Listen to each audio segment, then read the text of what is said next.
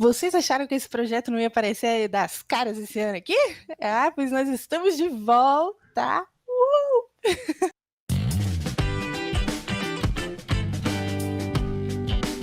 E como nós estamos começando um novo ano nesse projeto aqui, a gente tem membros novos na equipe.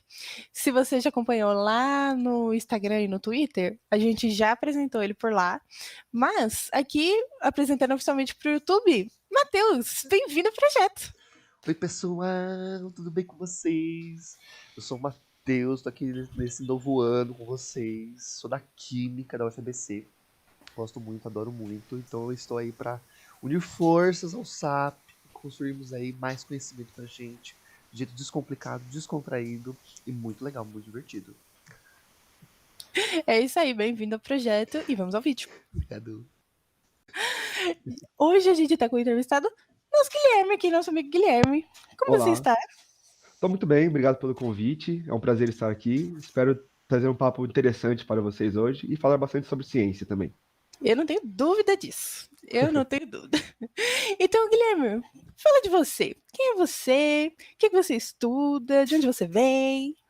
Beleza. Eu sou o Guilherme Bruneri, sou físico, atualmente sou mestre em física de partículas elementares pelo ITA. Eu comecei cursando física na licenciatura, na Unifesp, e durante meu período na licenciatura eu trabalhei praticamente 5 anos com neurociência educativa aplicada em física. Então, eu desenvolvi um projeto junto com o meu orientador na época sobre estudar o desenvolvimento da concepção de conhecimento, de como aprender, como é que a criança desenvolvia o processo de aprendizado.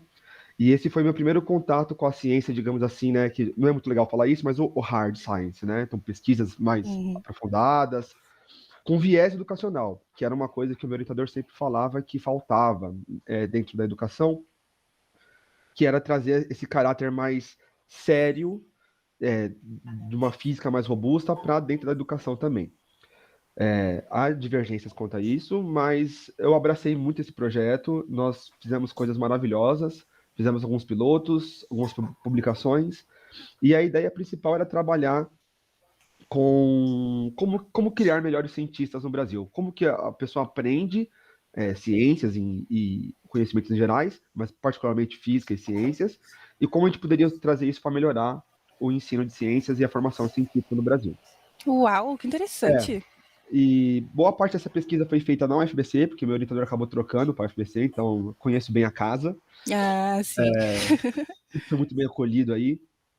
E depois que eu terminei a minha graduação, eu tinha uma opção, ou seguir a pesquisa na neurociência, junto com ele, e com o João Sato, também é do FBC, mas eu tive um pouco de receio dentro da área da educação, porque eu me frustrei um pouco, sabe, dentro do ramo científico e educacional. E aí eu resolvi fazer uma imersão no que é ser físico, de verdade, no sentido literal das ciências físicas, e resolvi arriscar um mestrado em física de partículas. É uma área que eu sempre gostei, sempre achei interessante, uma área que está fervilhando. E eu acabei passando nesse processo seletivo, fiz 2 anos de mestrado no ITA, perdi 75% da sanidade mental lá. O ITA é famoso. Fala, ITA!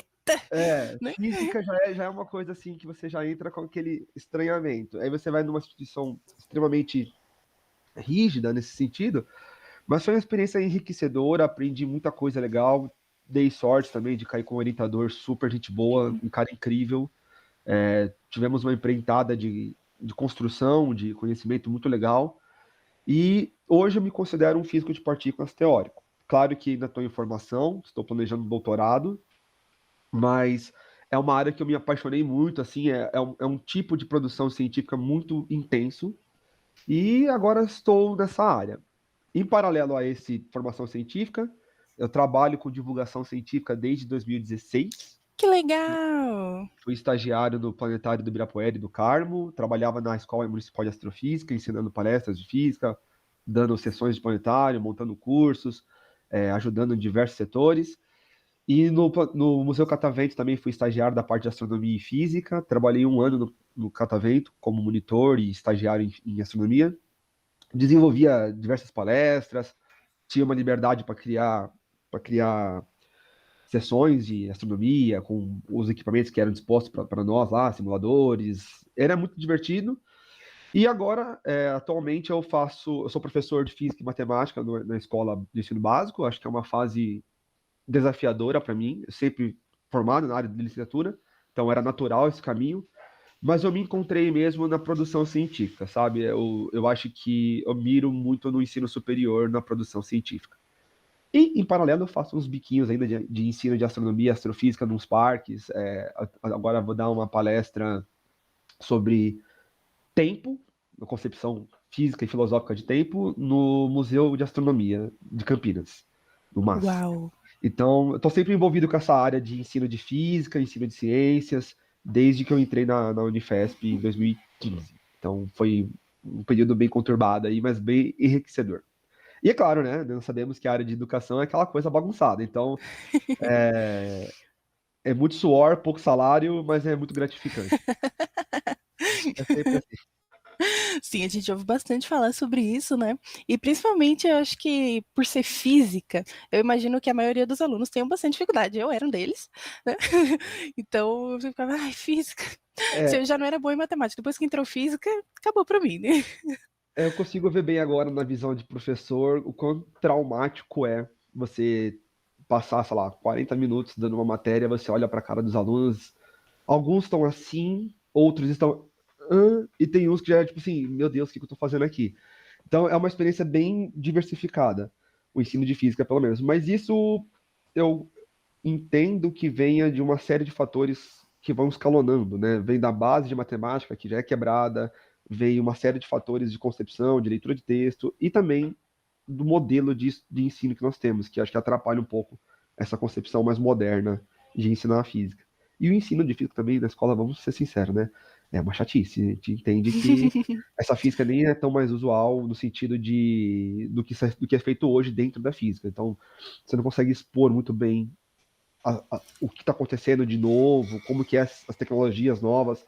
Então é uma coisa que eu tenho que trazer para a sala de aula, mas ainda sinto muita dificuldade, tanto do meu lado, como comunicador, quanto do lado dos alunos, que é difícil para eles assimilar, né? Principalmente quando é mais jovem, assim. Eu dou aula do 8º ano até o 3º médio, então eu tenho um aspecto de alunos bem grande, assim, para comparar. Uhum. Eu lembro quando eu estava no ensino fundamental, assim, eu não tinha física ainda, e no ano seguinte eu pensei, eu acho que não vai ser tão difícil assim, porque a gente consegue ver as coisas acontecendo na física, né? Não, Não, não foi assim. sim, exatamente isso. A abstração é muito alta, né? É um salto de abstração cognitiva muito forte. Então, embora, né, a física seja construída numa ciência experimental, visível, né, na grande parte da física clássica, é muito difícil você incorporar isso no ensino básico hoje, né? Então você tem uma barreira não só de linguagem como ciência, mas uma barreira econômica também. Tipo, você não tem liberdade para criar, em muitas escolas, pelo menos, a minha, pelo menos, você não tem muita liberdade para criar experimentos, porque você acaba se enrolando todo no cronograma escolar e meu ensino é apostilado, então você tem umas dificuldades severas em relação à incorporação dessas coisas. Claro que isso parte um pouco da competência do professor, um pouco da competência da escola e do ambiente que você está lecionando, mas, em geral, é um desafio enorme, enorme mesmo, assim, é Uhum. um gasto de energia muito forte você tentar aproximar isso. Particularmente falando, como professor agora, não como cientista, o que eu tento fazer?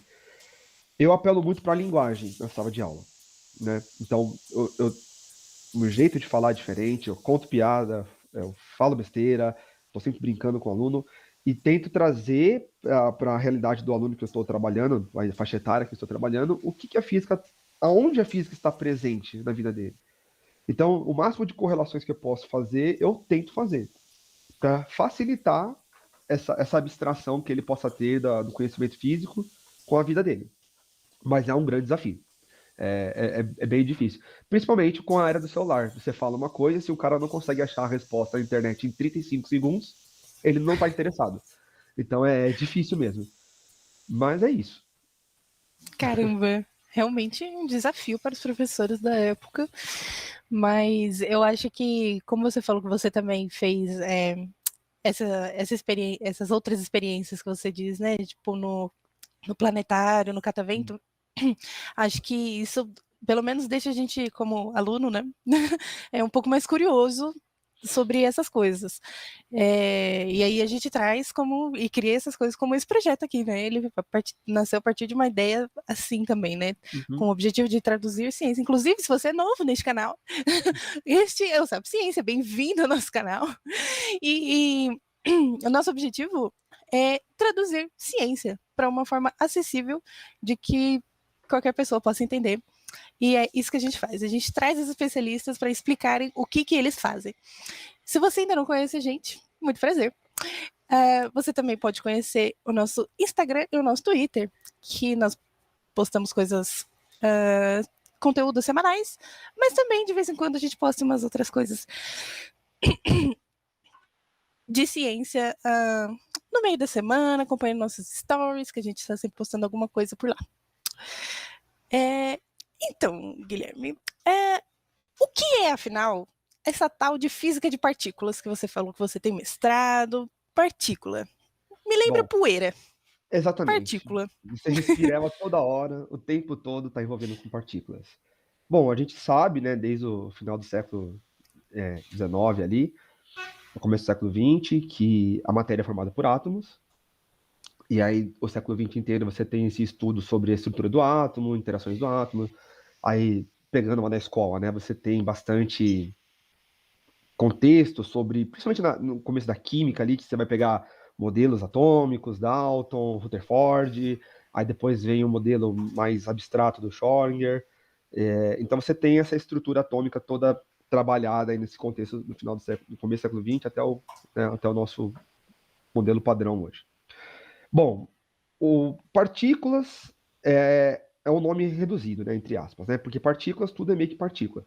Mas o que eu estudo mesmo são partículas elementares. Então, as partículas elementares são o que formam o átomo em si. Então, se você lembrar da estrutura atômica, você tem o próton, o elétron, e aí, muito tempo você achava que isso era a estrutura atômica final, depois nós descobrimos que tem o nêutron, e depois vimos que dentro do próton ele era formado por partículas ainda menores, e aí, junto com as teorias que surgiram lá com a mecânica quântica, com os estudos quânticos, nós conseguimos desmembrar essas partículas em um leque de partículas enorme, que praticamente todo ano saía um prêmio Nobel.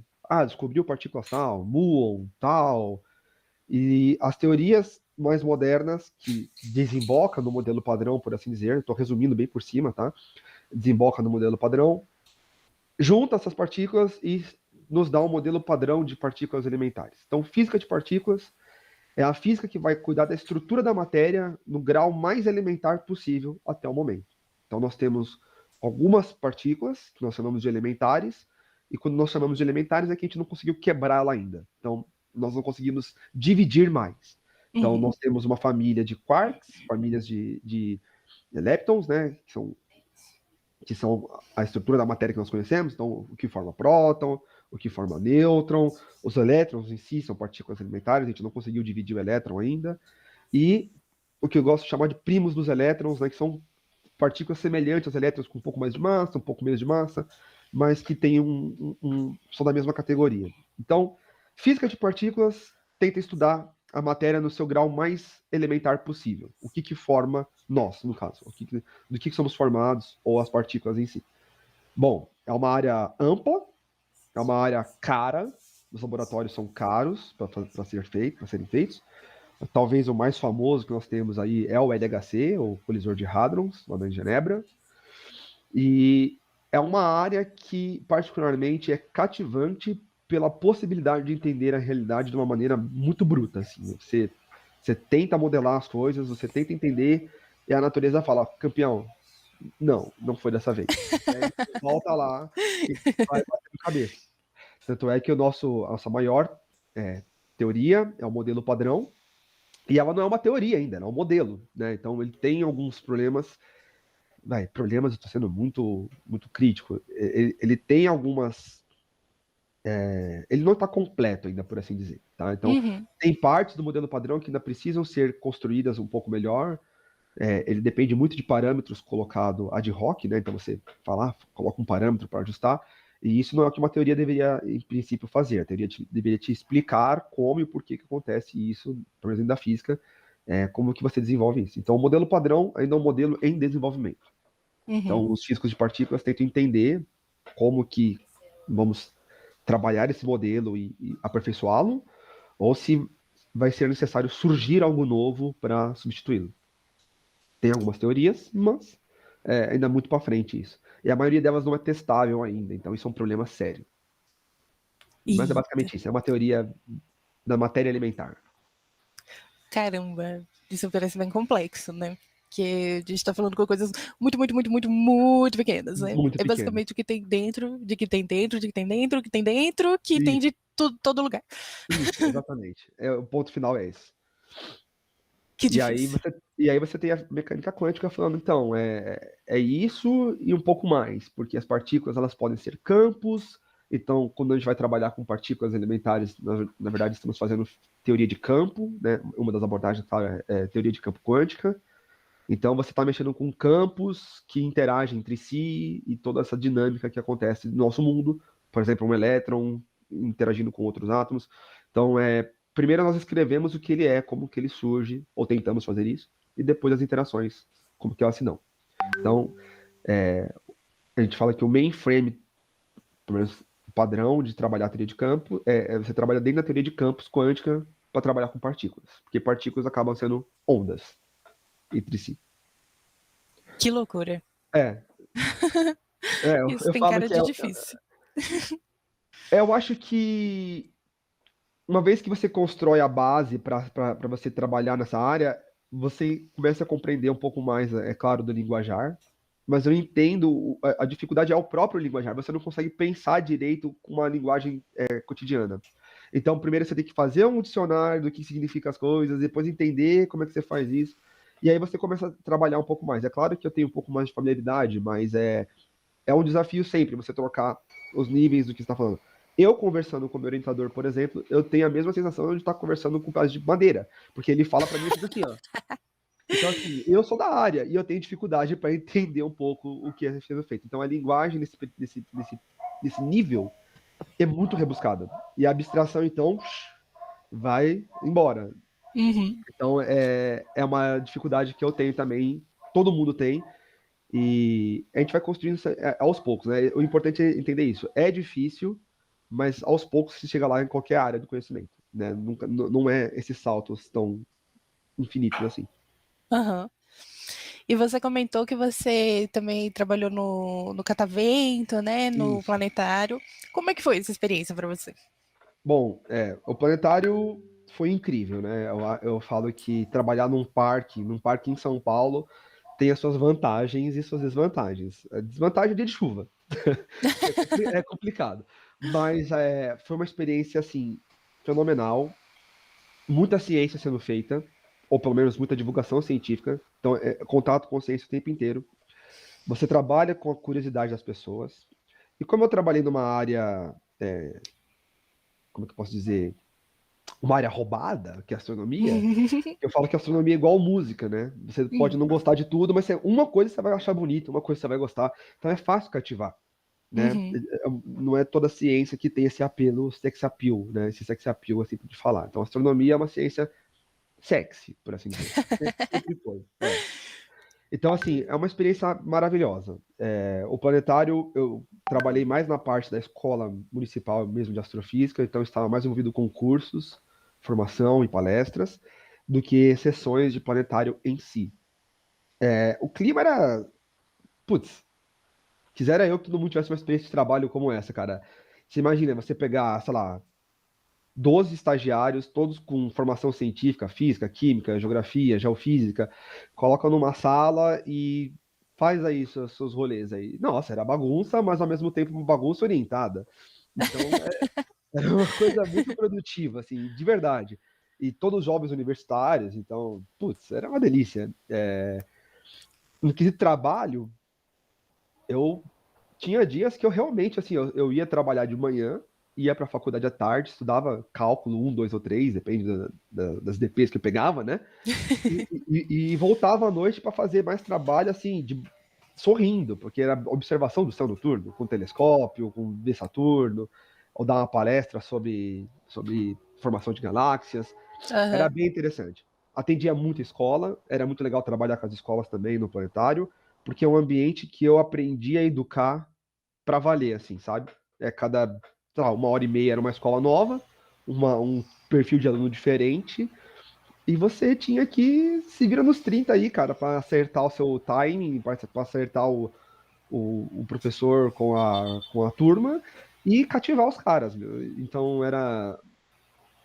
Eu acho que assim, é o ápice da divulgação científica mesmo, você fazer ele no face-to-face com públicos diferentes a cada 1 hora. Então você vai Aham. trocando a chavinha, esse aqui dá certo, esse aqui não dá certo, esse aqui vai, esse aqui não vai. Você faz uma piada, ninguém ri, fala, pô, por aqui não. Então você volta e tenta trazer informação. Mas era um trabalho muito cativante mesmo, assim. Boa parte do dia, dos dias das semanas, a gente ficava pesquisando, ficava se atualizando nas informações, ou tentando trazer algum modelo educacional novo para o sistema, tipo, vamos fazer um lançamento de foguetes, vamos explicar o que é foguete, propulsão, vamos falar como é que é talvez a vida no astronauta, vamos trabalhar sobre formação de estrelas, como que a gente pode modelar isso, o que a gente pode trazer. Alguns projetos que eu tentei incorporar lá, que alguns foram aceitos, outros precisavam um pouco mais de recurso. O planetário, na época, ele era da prefeitura, né? Então, recurso é sempre uma coisa delicada, mas como trazer inclusão, por exemplo, eu queria trazer, proporcionalmente falando, é claro, né? Uma escala de distância planetária para cegos, para alunos Uhum. cegos. Então, você teria como se fosse uma corda, você puxaria ela, você sentiria um planeta. Depois você puxa metros de corda até chegar a outro planeta. E aí você Uhum. faria uma proporção mais ou menos para entender o quão distante as coisas. É claro que isso é abstrato, é claro que isso precisa de testes, mas era uma forma de incluir pessoas na divulgação Aham. científica que às vezes ficam de fora. Uhum. Astronomia é uma ciência visível, né? Por essência, Sim. observa. Então era muito complicado. Ainda mais que um dos grandes astrônomos que nós tivemos foi o Acácio Ribéry, ele era cego, né? O Planetário do Carmo foi batizado para ele, eu estava nessa época do batismo. Foi interessantíssimo trabalhar nesses projetos. Divulgação científica, assim, é uma paixão mesmo. É bem legal trabalhar com isso. Muito legal. Devia pagar mais, mas é bem legal. Devia pagar mais. Mas que legal. Então, você acha que o planetário foi uma das experiências mais legais que você teve, sim? Em termos profissionais, sim. É um jeito de educar muito diferente. É um jeito Uhum. interessantíssimo de se educar ciência, física, matemática, geografia, geofísica. Interessantíssimo. No Catavento, é o que você me perguntou do Catavento, o Catavento, ele é um museu de ciências, né? Para quem não conhece, quem não tiver, vá conhecer. Se está em São Paulo, vá conhecer o Catavento. É muito bom, é muito legal. Enche o saco dos monitores, pergunta, eles são gente boa pra caramba, são muitos monitores, de diversas áreas do saber, você não vai conseguir ver tudo num dia, mas o Catavento, por ser um museu preparado para isso já, ele tem um público absurdo. Então você tem dias lá que eu atendia de 7 a 8 escolas por dia, com Caramba. 50 a 60 alunos por turma. Então, assim, é uma dinâmica diferente do planetário. É uma dinâmica Uhum. mais rápida, é uma dinâmica. Não tem nada errado com isso, mas é uma dinâmica um tanto comercial. Então você está atendendo, você tem um trabalho a ser feito ali um pouco mais comercial. E tudo bem. Mas o ritmo do planetário, na época que eu estagiei lá, que eu trabalhei lá, era um ritmo de formação, sabe? Era um ritmo que tomava o seu tempo, fazia as coisas. Era muito diferente. Foi uma experiência muito rica para mim. Uhum. No Catavento, eu diria que foi eu na academia da divulgação, sabe? Tipo, academia de levantar peso mesmo, de malhar todo dia. Porque você fala-se muito para muita gente o tempo todo e faz palestra, faz monitoria, faz atendimento, pensa em resolução de problema, como atrair mais público. Então, é uma dinâmica mais comercial, por assim dizer, mas ótima. Você desenvolve muita comunicação nesses ambientes.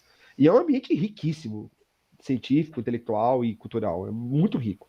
É super interessante. As informações contidas ali sempre são atualizadas, treinadas.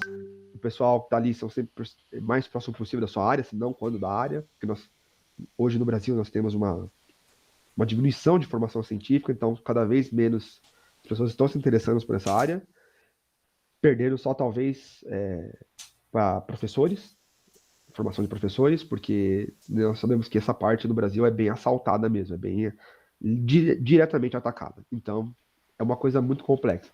Mas o Catavento é fenomenal também. São as experiências assim, mais interessantes que eu tive na formação como divulgador científico. Que demais. E também a gente vai deixar aqui na descrição do vídeo, se você quiser visitar o Museu do Catavento, ele funciona de terça a domingo, das 9 às 17, e de terça-feira todo mundo entra de graça. Muito legal para levar as crianças. Eu lembro que eu já fui lá, e aí eu acho que foi lá que tinha aquelas bolas de metal que você põe a mão e seus cabelos arrepiam.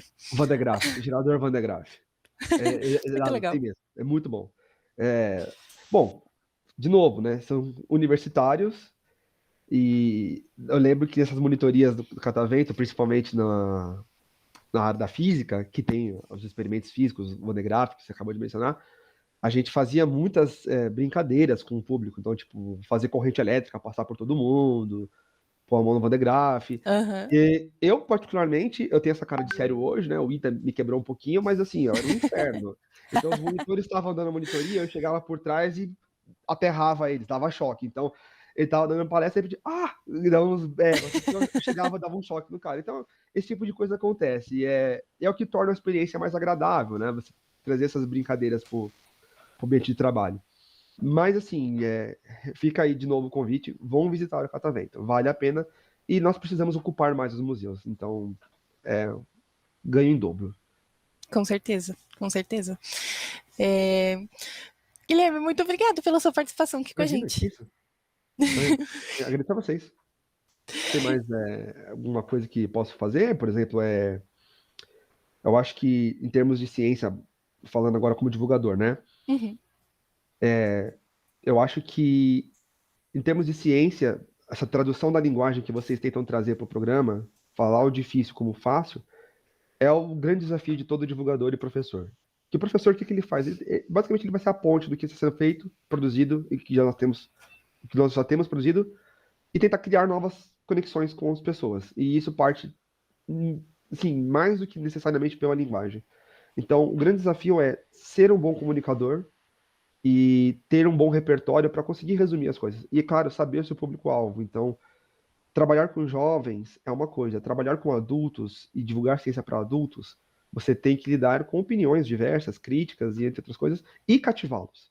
Uhum. E cativar adulto hoje em dia tá complicado, né? Porque se você não falar que ele vai ganhar 10 mil reais para aprender aquilo, ele não vai querer fazer muito. Tô sendo crítico, tô sendo chato, mas é a chavinha da comunicação que é a chave de todo o processo da divulgação, né? Como você trazer informação de maneira descontraída.